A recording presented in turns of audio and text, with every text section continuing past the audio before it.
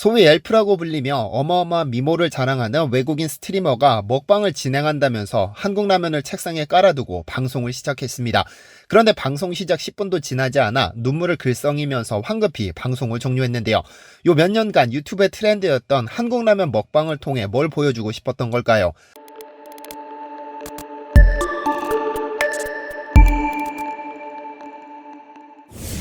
안녕하세요, 디스멘터리입니다. 유튜브를 통해 개인 방송을 진행하는 유튜버들 사이에는 트렌드라는 것이 존재합니다. 저 역시도 마찬가지지만 아무래도 조회수를 통해 수익을 얻는 직업이기 때문에 트렌드에 민감할 수밖에 없죠. 2021년만 하더라도 제로투 댄스 열풍이 어마어마했지만 트렌드라는 특성상 금방 사그라들기도 하지만 지금도 여전히 많은 인기를 끄는 주제는 단연 먹방입니다. 가장 단순하지만 가장 흥미있는 주제이기도 한데요. 그래서일까요? 포브스 코리아가 조사한 2021년 대한민국의 파워 유튜버 30인 통계를 살펴보면 이 주장은 확실해집니다. 1위부터 5위를 모조리 쓸어버렸으니까요. 1위가 제인 ASMR, 2위가 홍유 ASMR, 3위가 햄지, 4위가 야미보이, 5위가 개양스입니다. 여기에 더해 7위 문복희, 9위 피기보이 등등이 차지해 10위 안에 무려 7명의 먹방 유튜버가 포진했습니다. 먹는 모습을 직접 보여주든 먹을 것을 찍든 의식주의 식과 관련된 컨텐츠는 여전히 엄청난 인기를 끕니다. 그럼 외국인들은 이 먹방을 어떻게 표현할까요? 기생충이라는 영화로 전 세계를 사로잡았던 봉준호 감독은 과거 프랑스의 카이에 디 시네마라는 잡지와 인터뷰에서 자신의 영화를 설명하다 삑살이라는 단어를 사용한 적이 있습니다. 그런데 이 말의 정확한 의미를 알지 못했던 잡지사는 삑사리의 예술이라는 제목의 기사를 실었고 봉준호 감독이 세계적인 명성을 얻자 그가 쓴 삑사리라는 단어가 다시금 주목받기도 했었죠.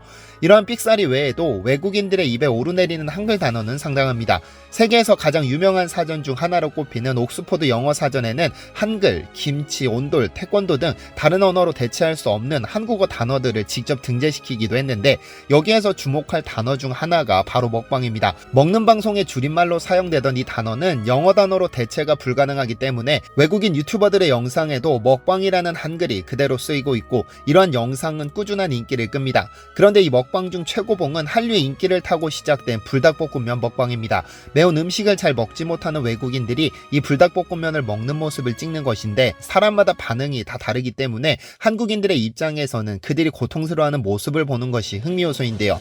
그런데 트렌드를 따라간다며 먹방을 따라하던 외국인 때문에 폭소가 터지는 경우가 있습니다. 지난 2020년 8월 21일 외국인 스트리머 미스파이어는 크레이지 핫 누들 먹방 챌린지라는 제목의 영상을 공개했습니다.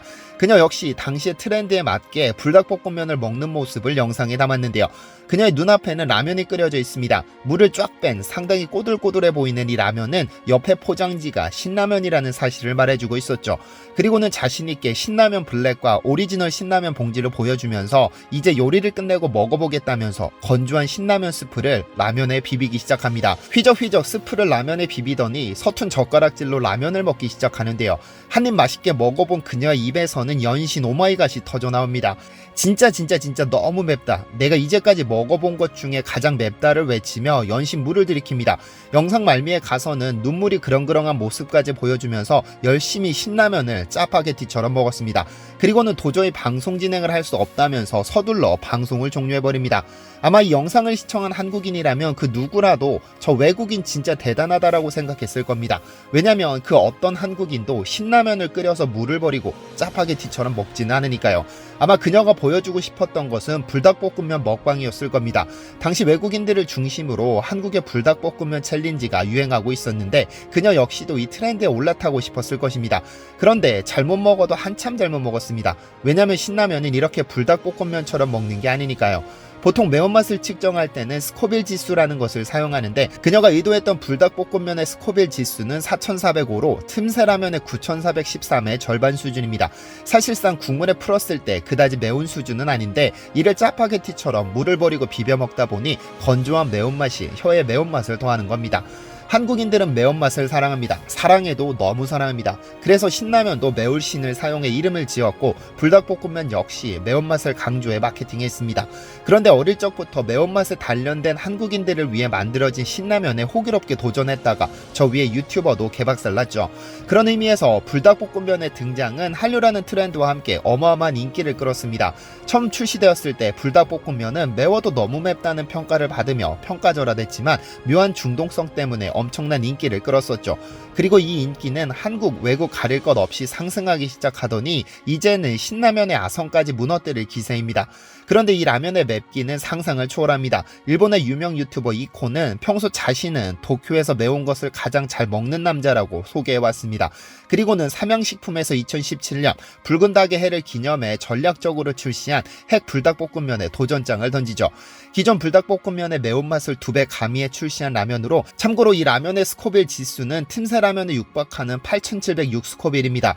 역대 불닭볶음면 시리즈 중 스코빌 지수 1위를 기록했죠. 호기롭게 핵 불닭볶음면을 영접했던 일본인 유튜버 입에서 나온 한마디는 충격적입니다.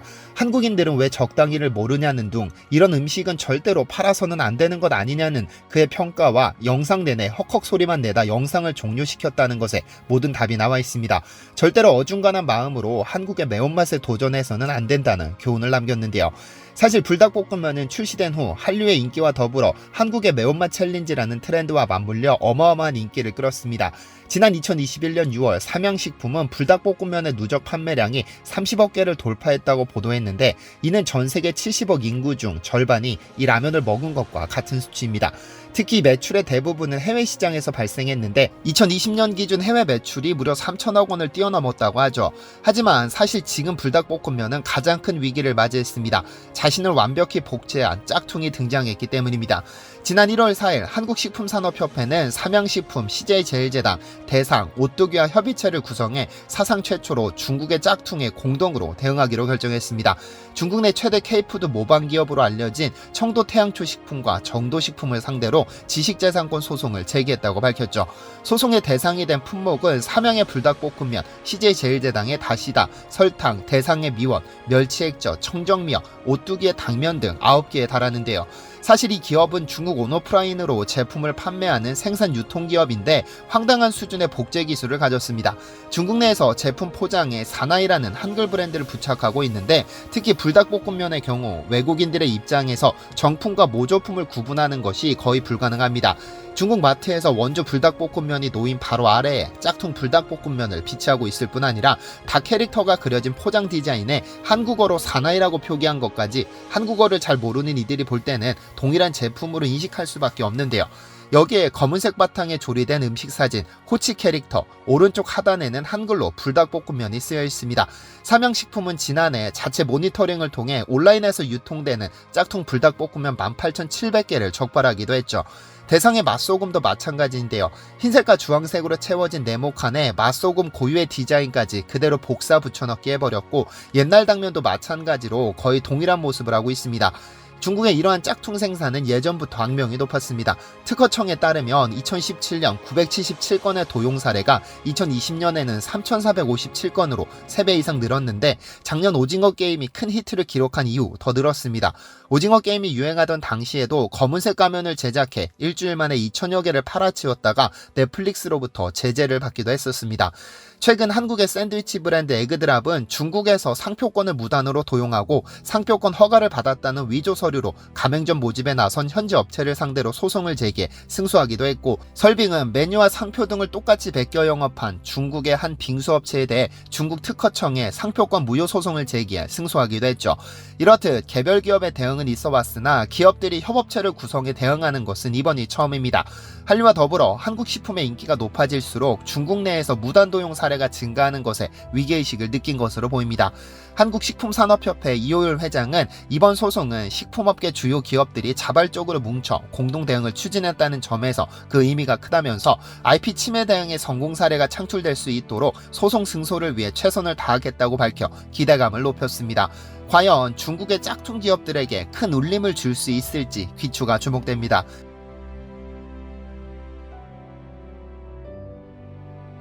시청해주셔서 감사합니다.